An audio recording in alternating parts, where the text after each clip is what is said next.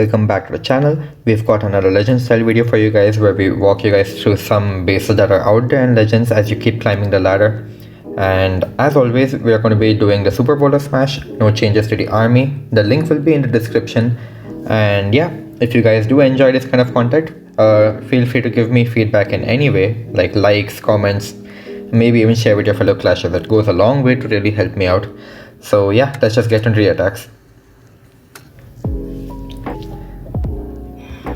Alright, I'm just gonna pause the base over here because this is going to be a very interesting plan. Like, this is obviously not a typical kind of base you would find, but I'm noticing that there's a lot of bases that are coming up where they don't care about like having both the scatters clumped up together like this. It can be good against queen charges. It may be even helpful against like root riders. Now, like for example, if you have a look at this base, like we have the enemy heroes laid out all along the bottom, and the defense is also spread out pretty weirdly, so there's no good pathing towards the town hall, honestly speaking. So all in all, this is a very toxic base for like smash and queen charge style attacks. You can see that most of the damage is very heavy in this circle that I've marked out over here, and of course we've got an invisibility spell for the town hall as well. So once again, like, our plan for Super Bowler Smash needs to always kind of remain more or less the same. We need a plan for the town hall. We need some good pathing for the bowlers through the heaviest damaging area of the base, which I have marked out over here for you guys to look at. And of course, we need to make it easy for our heroes to finally finish the rest of the base. That is why we are willing to use our bowlers and sacrifice them into the heaviest parts of the base. So now let's just think of like what we can do and like what we shouldn't do. So as I was saying, like any approaches from the far side over here, it's honestly very difficult to get a good path going towards the town hall. Funnel requirements are very expensive. Like, you can see the amount of trash everywhere, and you can see like the compartments themselves are also so small. So our wall breakers will not be very efficient to try to break into the core. Maybe one thing we can do is have like a log launcher like this, but again, like there's just too much of trash. There could be a lot of Teslas over here on this corner. We don't really know. Like, it could be a very expensive funnel, and even if we do that, our warden would have to clear a lot of this. Like, you can see over here, I will need to fight maybe the enemy queen and even get 3 expo. So overall, like on time spells, overall this is a very expensive funnel. So I tried like an experiment on this one actually, where I send my smash right into the town hall, because now if I can get a jump on this double scatter shot compartment, and if my smash comes in like this, so if I can get like a jump on that scatter shot compartment, just look at the access I will have on this base over here. So I can get my bowlers in this entire area, and they can actually bounce outwards from here as well. And basically, the trash that I was talking about earlier is all that I'm gonna have to worry about at the end of the attack. Again, this is a very risky approach because I'm going to have to send literally everything in my smash right into this town hall, and so I'm gonna have to just be very, very careful with how I choose to time my spells, my warden ability. All of these things are going to be especially very important. So over here, what we're going to simply do is just kind of create like a very simple funnel. Maybe I can just have the warden like just do that much. Maybe for me, like as soon as the air defense goes down, I am absolutely sure I can have troops going around this way, and I can definitely have like a double wall break over here. So I can send my king at the top, I can send my smash in over here, no problem at all. And maybe if I just want my king to eventually join in with the rest of my smash, what I can do is I can have a flame flinger just for this area over here. I know it's not picking up crazy value, but once again, all of the heavy defenses are located in the core over here, so there's really not much that any siege can really pick up for us other than the flame flinger like this. So I'm going to try to use the flame flinger to funnel, just like you can see over here, and that should pretty much force everybody to kind of like stay in a lane like this. And let's just see how it works out. So again, like you can see I've started like cleaning up wherever I possibly can, drop those archers, and after that air defense went down to the warden walk, you can just see I've like immediately started to smash. Over here I'm going to freeze the invisibility tower because I don't want the town hall to go invisible. It could cause the bowlers to like split around really weird. And you can see I delayed my warden ability up to the very last moment, and now the bowlers are actually gonna go more like deeper into the core, which is going to allow my healers to relatively stay safe from the town hall poison. They will take a little bit of damage, but all in all, not the worst thing. Like they're all at like half health. So if you can time the warden ability as late as you possibly can, you can actually smash right through the town hall like this, because the town hall poison lasts 4 seconds less than it did at town hall 15 now. And just look at this, like the base is just gone. I can't even finish talking. And these rage bowler bouncers have absolutely taken care of everything I needed, and there's really not much left that can stop us at this point. Of course, we'll have the enemy heroes. We've just taken care of the king, and we've just taken care of the queen and the royal champion. We just have the king and the warden left, but I still have my royal champion left to deploy. So my flame flinger troops are just coming out. My queen will probably keep beating on some walls for a while. The royal champion can easily finish the rest of this base, there's no problem. And yeah, all in all, a very toxic base for a smash style attack, but take advantage of the nerfs that Supercell has given us for these defenses that we have, and you can start having smashes go through the town hall. Do experiment with it, it's worth it on some bases like these. I'm pretty sure we're gonna start seeing a lot of bases that had like double scatter shots like that.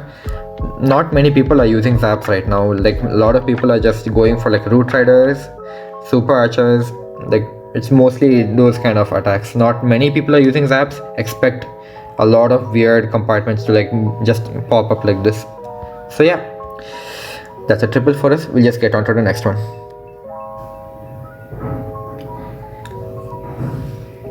So our next base is actually a Town Hall 15 layout that is repurposed to become a Town Hall 16 layout. I believe they may have shifted around some things, and you can see like this is obviously like going to be a tough one to attack as well. Like I can't queen charge the Town Hall easily. Like we have open corners over here. So if you guys have been watching some of my videos, you'll know I'm a big fan of doing a queen charge and then joining with my super bowlers and then like having a jump like that. I like doing that, but if you notice, like most of the heavy defenses are actually located in the flanks, and there's not really much in the core for me to really take care of. So what can we do with super bowlers on bases like this? Like there's no clean entry from here, there's no clean entry from the town hall either. All in all, a pretty tough base. So you can also see like most of the damage is like definitely on the flanks rather than the core area of the base over here. So what we can actually do is, like, again, we just need to stick to our principles. We need to somehow have a path for the bowlers to handle like a good chunk of damage, and we need to ensure that they actually have a path to get to the town hall as well. So what I'm going to do over here is, I just noticed that this X-bow is chilling out over here. So if I can have like a warden walk over here, I can have a flame flinger take out the area behind the X-bow over here. So the warden walk will help clear like this much of the base, and then the flame flinger can handle the rest on that side. So this creates a funnel which is like this deep for us. And obviously if I'm going to pick off this much of the base like this, I'm going to have to somehow find a way to smash in through over here. And the only way to do that is, trust me, like maybe not the only way, but the best way I could probably think of doing this right now is if I can get something to clear these buildings. Because once these two buildings are gone, the bowlers will have no choice but to follow in through the eagle, and that will force me to use my queen to funnel over here. Yes, I would like my queen to actually go in with my bowlers over here, and I would like to have the king go out over here. But again, we don't have a choice because of this wall over here. It's not going to be easy to break it open in a good spot for the bowlers to walk in, and I'm just going to have to go for a spammy style approach, because once my bowlers go over here, remember, all the damage is over here. There's nothing over here at all. We just have the eagle and the monolith, and then all we have to do is kind of force the bowlers from here towards the town hall. So I'm going to have like a spam style attack going in from over here after I do the entry that I was talking about. And I'm just going to immediately pretty much deploy my royal champion over here. My queen is going to take a lot of damage. Her ability is going to go very early. But again, it is just what we are going to have to do in order for our bowlers to stay together through the core like this. So you can see I've started the warden over here, but note that I have not placed the flame flinger yet because the poison laser is taking the damage, not the warden. So you have to just wait for the poison laser to go down, and once the warden tanks the ground expo, you're all good to go with the flame flinger. So I'm just going to fast forward to starting a bit because I've talked about it. And you can see over here, I'm trying to get wall breaks to break that wall, but it's just not working out too well for me. I managed to get this one, but you can still see like I'm going to have to clear these buildings over here so that I can push my bowlers towards the core. And you can see over here exactly what I've done. So I've tried to place my king first, so he starts taking the damage rather than my queen. But very soon my queen is going to start taking a lot of damage. But overall it should be fine. I'm going to have to pop her ability soon anyway. And just like that, the bowlers have walked right in as the queen cleared that bit. So yeah, not much we can really do over here. Yes, I have placed a jump early over here. I am well aware. So there's a possibility that my bowlers could walk around maybe towards the royal champion. But what I'm going to do over here is actually use my royal champion out to help in this area. And now you're going to see how amazing this is going to work out for me, because I did mention it's going to be a spam style approach, and we need a path to the town hall as I have mentioned earlier. And you can see I'm giving one rage for the queen and the royal champion combo out over there, and they're actually going to help. The bowlers are also going to help with their bounces to kind of push everything towards the town hall. The royal champion is nicely clearing that compartment. Flame flinger is doing its job as well. There's no chance that the bowlers will walk out now that the royal champion and queen have cleared out this entire area, because we have given them the spells to clear that area just in time for the bowlers and the king to walk back towards the town hall. And just like that, we have managed to take on the entire base. Again, like, these boxes are very tricky because the damage is actually laid out on the flanks over here, but we are countering them perfectly by having our bowlers support over the walls, and by spamming, it's literally just spamming whatever troops we used to funnel, or in this case whatever heroes I used to funnel. So all in all, this is a very tough approach for, I would say it's a tough base for Smash as well. Like, the walls are not very helpful, but yeah, try to identify those pockets of damage and give the resources that you need. You do not need to use all the rages on your Smash. Try to support your heroes as best as can. They are the heaviest hitters at Town Hall 16, and your bowlers can just have so much synergy with them. Yeah, we'll get to the next one.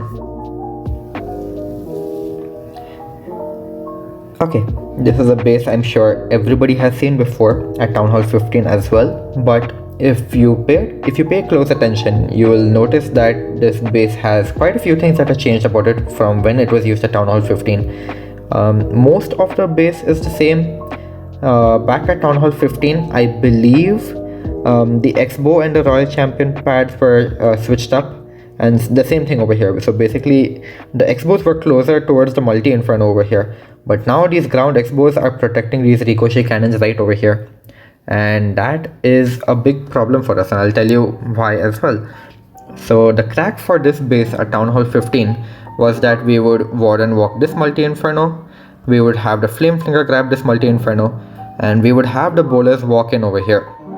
And of course, we will use the queen to funnel out this area so that the bowlers can stick to the core and they can just deal bounces like this. And then we can have whatever is left of our heroes with our royal champion to just sweep the back end.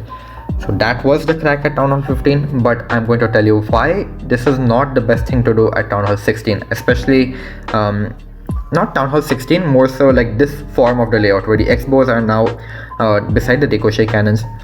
So sometimes what happens is the flame flinger, right, if you start it over here, it'll take this building down, it'll go to a mortar, it'll take it down.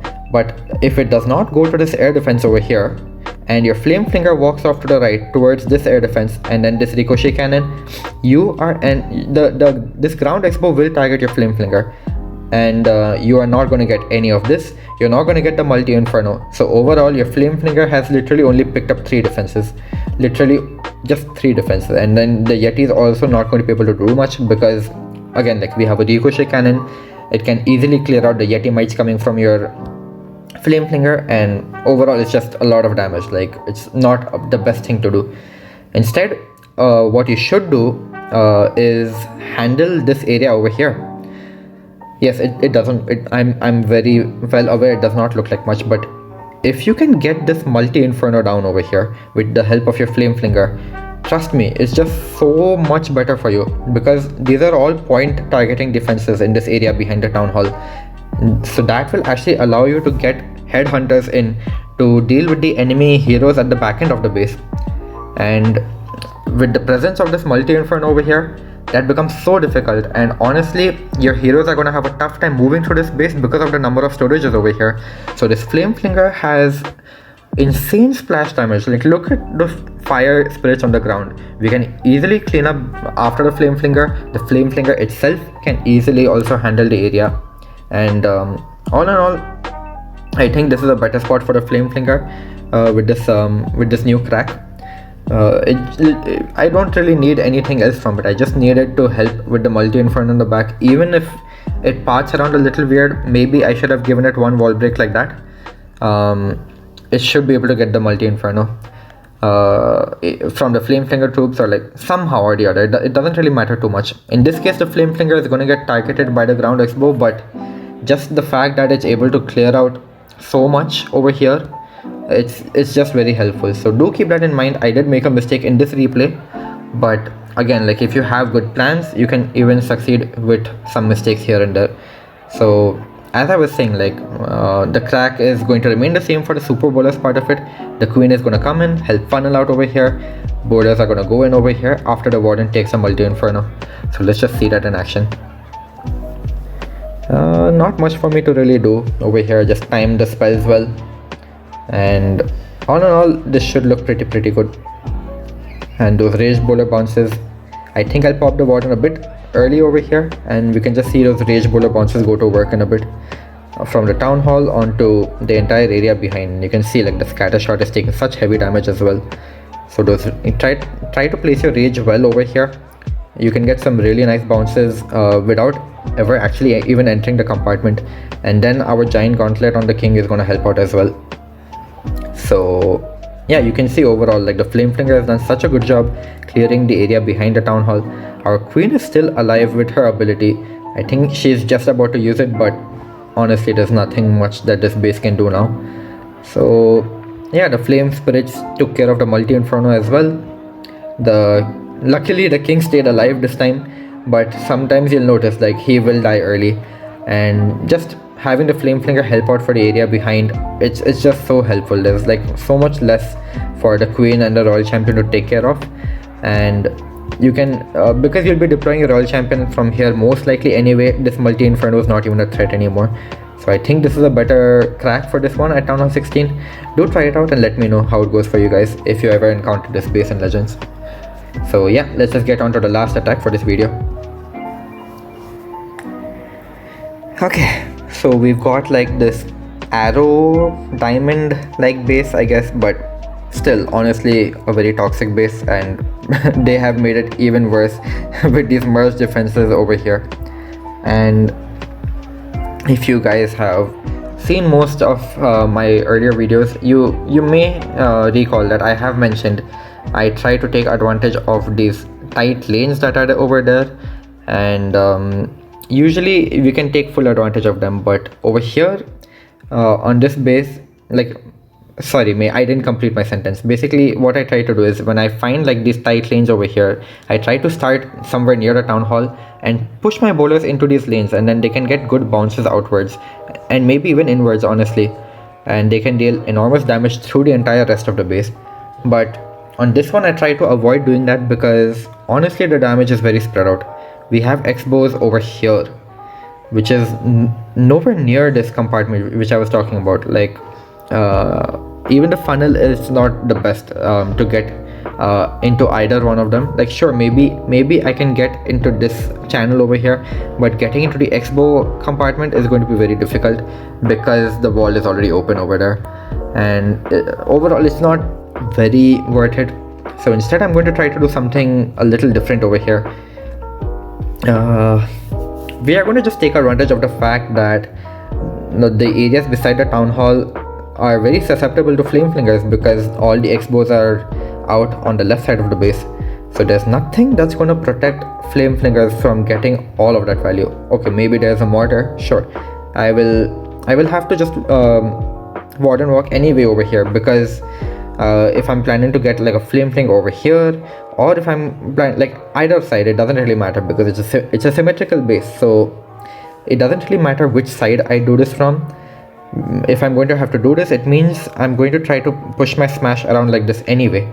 So I'm going to need to warden walk this much of the base any which way, so that I can ensure that my bowlers go in over here, and I can easily have the flame flinger grab out a good portion of this side of the base. So once again, I'm not looking for the town hall as such. I'm not looking for some insane value. Like, okay, like over here I am getting pretty good value, but as of such, I'm not particularly like, okay, the flame flinger has to get the scatter shot, it has to get the multi inferno. I'm just aware that if I can get like a flame flinger on this area, it's going to clear out a good number of buildings for me. It's not too important how much it ends up clearing out, but it's just a good spot to place a flame flinger, and that's just what you need to identify on bases sometimes. So all in all, if I have a warden walk going like this, and if I have a flame flinger going like this, you can already see how we're going to shape up the base. So we're going to clear out this much approximately, and if we send bowlers over here, they should be able to access the expos and the eagle over the wall as well, and I can just have them rotate around like this, and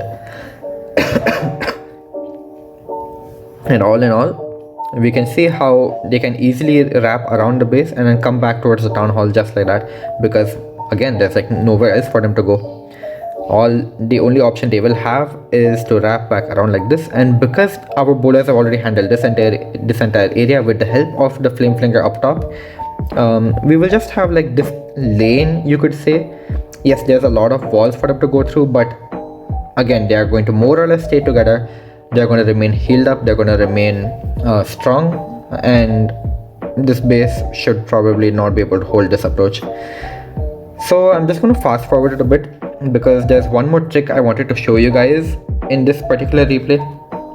I haven't talked about this multi-inferno over here. If the bowlers get into this compartment over here, there's no way for me to grab this multi-inferno really. And you can see over here, like I'm gonna do something very, very, very cool. I'm just gonna wait for the flame flinger and the warden to like do their respective tasks. So the moment like those buildings go down, I can probably have the flame probably start my smash. So yeah, just nothing extraordinary. The Yeti to funnel. I'm just waiting for this air defense to go down, because I don't want my healers to get fried. And yes, take note, I have used 2 rages over here. Sometimes you need it just for that good funnel, and it's completely worth it. And now I've dropped my Coco Loons as well over here. Like everything's going pretty smooth. My queen, my king, all my bowlers. And now look at the pathing the balloons are going to take. And look at how I've also placed my rage. That's so good. Just 2 or 3 balloons. You overlap the rage for your bowlers and your balloons, and you can just get that multi-inferno in the core. There's just nothing that nothing that they can do over there. And now, honestly, you can see how this lane is already shaping up. And the flame flinger has done a fantastic job. The flame spirits are also getting some good damage on the royal champion. And yeah, we just have that lane left that we were talking about. The balloons also grab the multi-inferno. My healers are still safe. The bowlers will hit walls for a while, completely fine. It's honestly expected at this point. So let's just play it by the ear at this point. Like from this point onwards, it's not very predictable what's going to happen. But the moment I saw my king beating this wall, I just placed a jump to help him out. Popped his giant gauntlet ability, and I just knew he was going to get some good value in the core. Yeah, not really much for us to do from there. King will go to Phoenix. He will tank the monolith a bit longer. I still have 1 rage spell in the bag, and look at how I placed it over here. That's right, I just started this attack with 2 rages. One of them I used out over here to help with the multi-inferno, and there's just no damage left on the left side of the base, so I could save my last rage all the way until I had to take the town hall down. And my royal champion has come in only at the very end of the attack. If it wasn't for time, maybe I wouldn't have had to use her, but yeah, that's a good triple for us. Didn't have to use 2 free spells as well.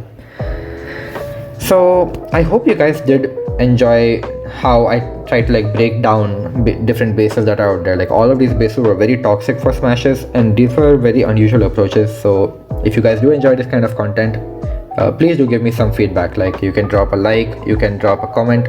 Even if you feel I can do something better, do feel free to share it with me. It'll go a long way to help me out as a content creator. I'm still a pretty small one, but yeah, it does help me out in the end. So yeah, that's all for this one. I'll see you guys in the next one. Peace.